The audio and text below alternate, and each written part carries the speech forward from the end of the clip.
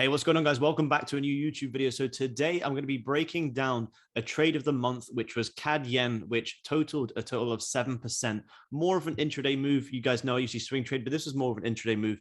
And I will break down the setup for you guys. But also, I want to do one of these every single month where I break down the best trade of the month. Sometimes I'll also do some bad trades as well, because I think it's good to share with you guys, not just winners, because the other side of trading is it isn't all just winners. And also, if I share with you guys some bad trades as well, then you guys can also learn from it, and I can break them down and help you guys understand that bad things happen. Sometimes you're not going to be able to stick to your trading plan every single time, and these things happen. You have to be able to accept that. So going to be doing that every single month. And also, guys, a lot of you were asking me what happened to my Instagram. Well, my old Instagram Forex with Aaron actually got deleted because there were so many fake profiles, which I had worked super hard to get it to where it was. But part of the game, we're back. And my new Instagram is just aaron.trades, and that is my only Instagram.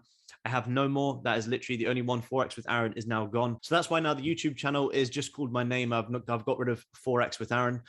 It's just Aaron Trades, Instagram, YouTube, Aaron Loose, and then the private community is FWA Trading. So that's where you can reach out, contact me. Anything you need is just on Instagram where I post. And I'm also going to be uploading, like I say, this YouTube series once a month, but also start uploading on YouTube a lot more because you guys have been asking me, and I've been meaning to get around to do it, but I've just been super busy. But we're going to get back onto the YouTube game and smash out the content for you guys. So let's jump straight onto the charts and run over this absolutely fantastic trade. So guys, this is the position that we took and that I shared within the community. So it was a total of 7%, came down a lot lower, but I didn't hold it all the way down just because I didn't want to be running from 7% all the way back to 1 to then squeeze out that last little bit. So totaled 7% on this one. And I want to share with you guys why I took this trade and how I entered where I did, because it was an absolutely fantastic entry and a really, really fantastic exit. Remember, exits are just as important as entries. Knowing when to leave the markets is also super, super key. So basically, higher time frame is very, very simple analysis. Higher time frame, what I saw was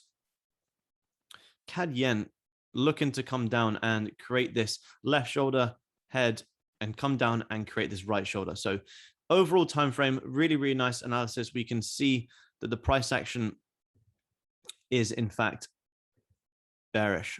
Okay, so from this point here, just looking to play here for a potential reversal. Whereas from this point here, whether we reversed and pushed up or whether we broke, retested and went short, then could have traded that depending on how we reacted around this region. But rather than, if I wanted to go long from this region here, rather than just sitting on my hands and waiting for price to get here, what I want to do is I want to trade it on the way down. So when price reaches this point, I don't have to then hesitate whether we're going to bounce, whether we're going to break, or if I look to go long and we break and go short and I get stopped out, I don't have any positions and I've just wasted a lot of time.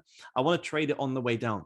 A lot of people, when they start trading, is they look for price to get to certain points. They wait a few days for price to get to that point, and price doesn't always do what you want it to do. So rather than just sitting on your hands and waiting for price to do something and get to a certain point, trade it. So that's what I was looking for. Higher time frame. What we can see is daily timeframes, we were breaking and retesting very, very simply. Level of support, breaking, resistance, resistance. And then this is when I was looking to go short around this region. So 4-hour time frame, absolutely fantastic, fantastic entry. What I had was I actually had a parallel channel coming down from point 1 to point 2 like this, extended this down, and that's where I had also then had my target. So I was looking for price around the third touch of this region. So what I then did was, what you guys can also see is, look, we are bearish, okay? Although at this point here, we didn't create a new lower low.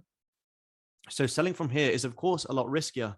However, the setup was valid and it still played out very well because we did still then continue this downward trend. So I'm not going to jump over too much into market structure because that's what I just shared within the private community. But regardless, the setup was very much there. So I also then saw, if you guys look left and you can see this nice level of liquidity here, is all of this point here is a really nice left shoulder head coming back up for that right shoulder and then looking for that push back down.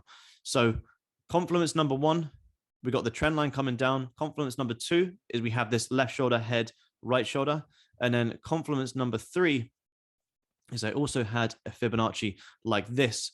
And this is where I was then looking to short around the 88 to the 78% fib, and which is then where you guys can see where I had my targets, which played out to absolute perfection. So Usually, typically when I trade Fibonacci's, if I'm trading the lower fibs, then I will have a target of the minus 27. But if I'm trading the higher fibs, such as when we tap into 88.6%, then I'm looking to target the Fibonacci extension too. So that's how I had my targets, as well as us being within this channel.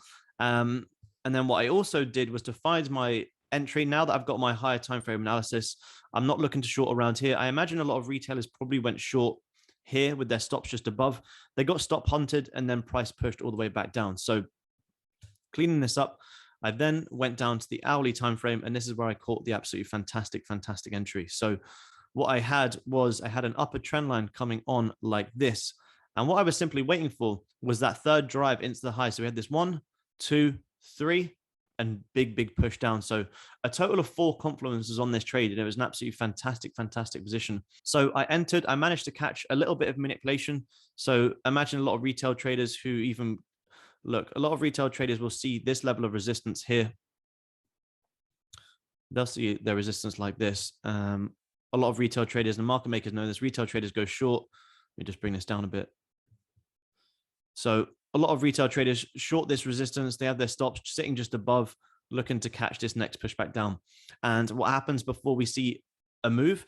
We usually stop hunt. We take out previous levels of highs and lows before having that real move. So look, we broke this resistance. Maybe retail traders on the retest will look to go long, and then bang, price pushed all the way back down. So that's where I then caught this really nice wick, shared the exact entry stop loss with the private community, and we all banked off this one. It was a really nice position. So when I waited for this 1, 2, 3, third drive, managed to catch a fantastic entry, stops just above the previous high, because if we're going to take out this high, then I don't want to be in the trade, because it's looking like we then could break up and push higher. And then caught the fantastic entry, and then price pushed all the way back down. So total of 7% on this one is what I banked. So I had my targets just down here. If we put the Fibonacci back on. So look, we came up really nice, spiked into that 88%, and then came down into this extension absolutely beautifully. And then on the 4-hour time frame, you guys can see how nice that we caught this, followed by a big bearish engulfing candle, pushed all the way back down. Targets were wicked really nice. And that's simply all it took to catch this trade. 4 confluences, really nice, fantastic entry, really nice stop loss placement. Take profits was to absolute perfection as well. And that's how you catch a nice 7% intraday trade. These trades don't come around every single day, of course, but it's all about sticking to your plan and waiting for the high probability setups. Like I say, I usually swing trade, but sometimes if the markets aren't presenting good enough swing opportunities, I then just go down to lower timeframes, apply the same tools that we teach in the community, and still bank a 7% trade. So that's it for this trade breakdown. I hope you guys enjoyed this. If you have any comments and you want to understand other ideas of why I took this trade, then of course leave a comment below. And guys, like the video, subscribe. I'm gonna be doing these every single month. I really appreciate all the feedback and all the love you guys give me on YouTube. So gonna be posting a lot more. So let me know what you guys want to see, and I'll jump on some more videos and maybe do some more day in the life. So guys, I hope you enjoyed this video, and I will see you in the next one. Thank you.